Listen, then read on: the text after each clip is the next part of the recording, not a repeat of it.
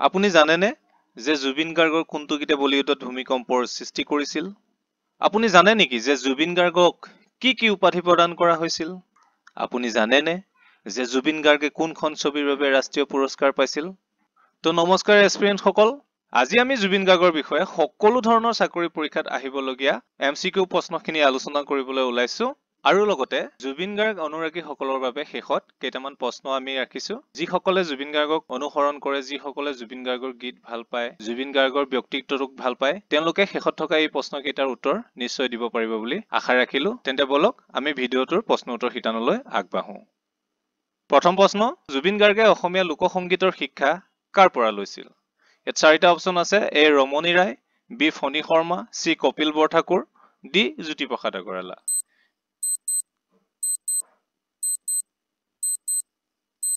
ইয়াৰ শুদ্ধ উত্তৰ হৈছে অপচন এ ৰমণী ৰায়। নেক্সট কুৱেশ্যন, জুবিন গাৰ্গে কোনখন ছবিৰ বাবে শ্ৰেষ্ঠ সংগীত পৰিচালক হিচাপে ৰাষ্ট্ৰীয় ৰজত কমল বঁটা লাভ কৰিছিল? চাৰিটা option: option A the underworld, B Pakeezah, C echoes of silence, D doctor Bezbaruah 2।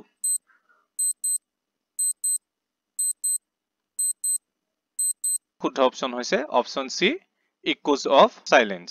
Next question, Zubeen গাৰ্গে অভিনয় আৰু সংগীত পৰিচালনা কৰা দীনবন্ধু ছবিখনে কেতিয়া মুক্তি পায়? অপচন এ 2000 চনত, বি 2004 চনত, চি 2008 চনত, ডি 2009 চনত।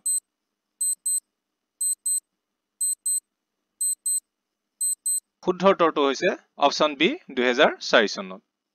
নেক্সট কুৱেশ্যন, কোনটো এলবামৰ যোগেদি জুবিন গাৰ্গে সংগীত জগতত খোজ পেলাইছিল? অপচন এ মায়া, B Anamika, C Hiyamon, D তুমি মোৰ মাথো মোৰ।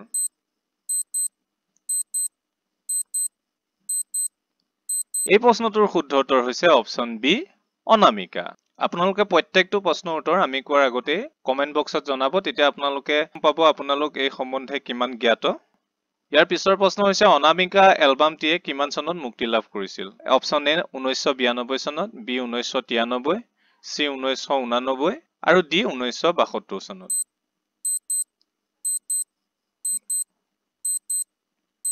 শুদ্ধ উত্তৰটো হৈছে অপচন এ 1992 চনত।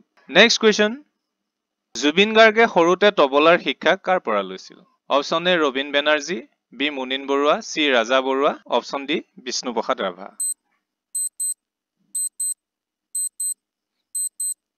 এই প্ৰশ্নটোৰ শুদ্ধ উত্তৰ হৈছে অপচন এ ৰবীন বেনাৰ্জী। নেক্সট কুৱেশ্যন, জুবিন গাৰ্গে প্ৰথম অভিনয় আৰু পৰিচালনা কৰা অসমীয়া ছবিখনৰ নাম কি? চাৰিটা অপচনৰ ভিতৰত অপচন এ মন যায়, বি তুমি মোৰ মাথো মোৰ, C mission China, D Kanchenjunga.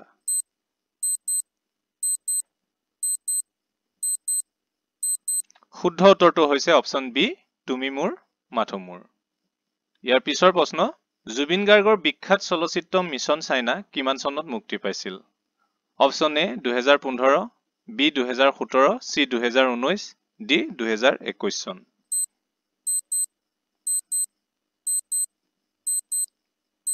শুদ্ধ উত্তৰটো হৈছে অপচন বি 2017 চনত।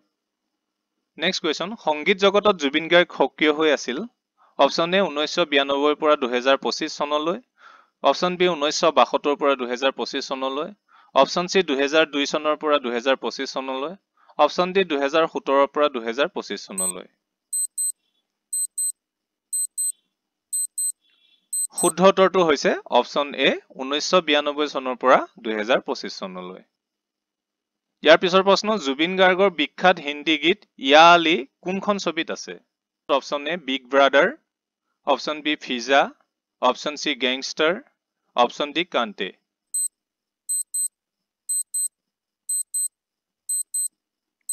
এই প্ৰশ্নটোৰ শুদ্ধ উত্তৰ হৈছে অপচন চি গেংষ্টাৰ।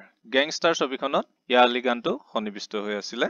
এই ইয়া আলী গীতটোৱে 2006 চনত বলিউডত এক জোকাৰণিৰ সৃষ্টি কৰি গৈছিল আৰু এই গীতটোৱে সমগ্ৰ ভাৰতৰ লগতে গোটেই পৃথিৱী জুৰি জনপ্ৰিয়তা লাভ কৰিছিল। নেক্সট কুৱেশ্যন, জুবিন গাৰ্গক কেতিয়া বিজ্ঞান আৰু প্ৰযুক্তি বিশ্ববিদ্যালয় মেঘালয় অৰ্থাৎ USTM সন্মানীয় ডি লিট ডিগ্ৰী প্ৰদান কৰে? অপচন এ 2025 চনত, অপচন বি 2015 চনত, চি 2023 চনত, ডি 2024 চনত।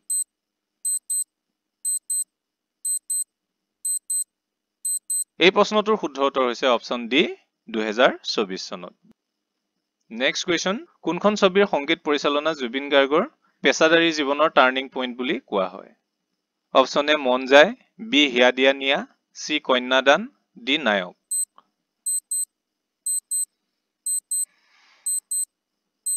এই প্ৰশ্নটোৰ শুদ্ধ উত্তৰ হৈছে অপশ্যন বি হিয়া দিয়া নিয়া। এই হিয়া দিয়া নিয়া ছবিখনত গীত গাই জুবিন গাৰ্গ সকলোৰে মাজত জনপ্ৰিয় হৈ পৰিছিল। নেক্সট কুৱেশ্যন, জুবিন গাৰ্গৰ জন্ম কিমান চনত হৈছিল? অপশ্যন এ 1927 চনত, অপশ্যন বি 1983 চনত, অপশ্যন চি 1972 চনত, অপশ্যন ডি 1975 চনত।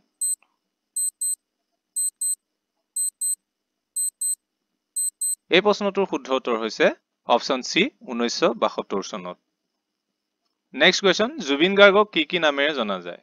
Option A heartthrob, option B Goldie, option C Luit Kontho, option D ওপৰৰ গোটেইকেইটা।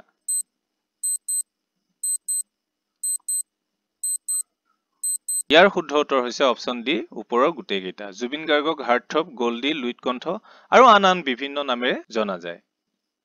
জুবিন গাৰ্গে মুঠ কিমানটা ভাষাত সংগীত পৰিৱেশন কৰিছিল?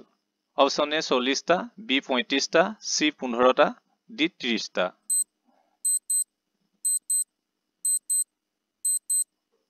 শুদ্ধ উত্তৰ হৈছে অপশ্যন এ 40টা ভাষাত। জুবিন গাৰ্গে মুঠ 40টা ভাষাত সংগীত পৰিৱেশন কৰিছিল। নেক্সট কুৱেশ্যন, জুবিন গাৰ্গৰ মৃত্যু কেতিয়া হৈছিল?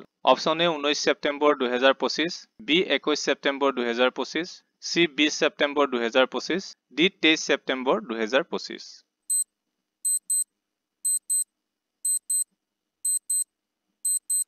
অপশ্যন কেইটাৰ ভিতৰত শুদ্ধ অপশ্যনটো হৈছে 19 ছেপ্টেম্বৰ 2025 চন।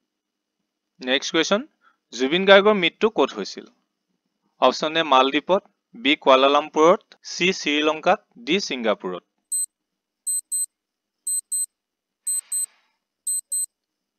শুদ্ধ অপশ্যনটো হৈছে অপশ্যন ডি ছিংগাপুৰত। এটা ৰহস্যজনক দুৰ্ঘটনাত জুবিন গাৰ্গৰ মৃত্যু হৈছিল। নেক্সট কুৱেশ্যন, পৰৱৰ্তী সময়ত জুবিন গাৰ্গৰ কোনটো গীত প্ৰাৰ্থনালৈ পৰিণত হৈছিল? অপশ্যন এ অন্ধ আকাশ, বি মায়াবিনী, চি বাটৰে শেষতে, ডি সপোন সপোন।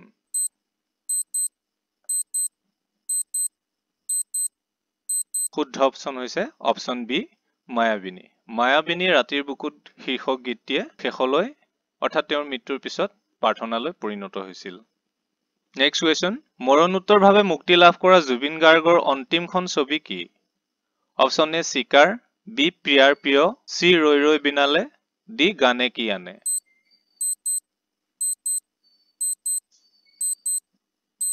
শুদ্ধ উত্তৰটো হৈছে অপশ্যন চি ৰৈ ৰৈ বিনালে। ৰৈ ৰৈ বিনালে ছবিখন 2025 চনৰ 31 অক্টোবৰ তাৰিখে মুক্তি লাভ কৰিছিল। নেক্সট কুৱেশ্যন, জুবিন গাৰ্গে বাণীবদ্ধ কৰা অন্তিমটো গীত কি? বাণীবদ্ধ অৰ্থাৎ ৰেকৰ্ডিং কৰা অন্তিমটো গীত কি? অপশ্যন এ বাটৰে শেষতে, বি ৰৈ ৰৈ বিনালে, চি মনৰে কইনা, ডি এজাক বৰষুণে।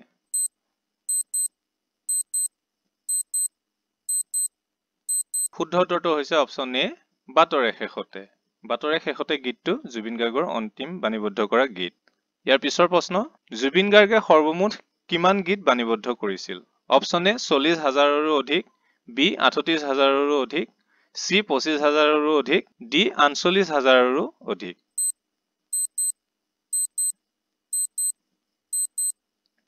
শুদ্ধ অপশ্যন হৈছে অপশ্যন বি 38,000ৰো অধিক গীত তেওঁ বাণীবদ্ধ কৰিছিল।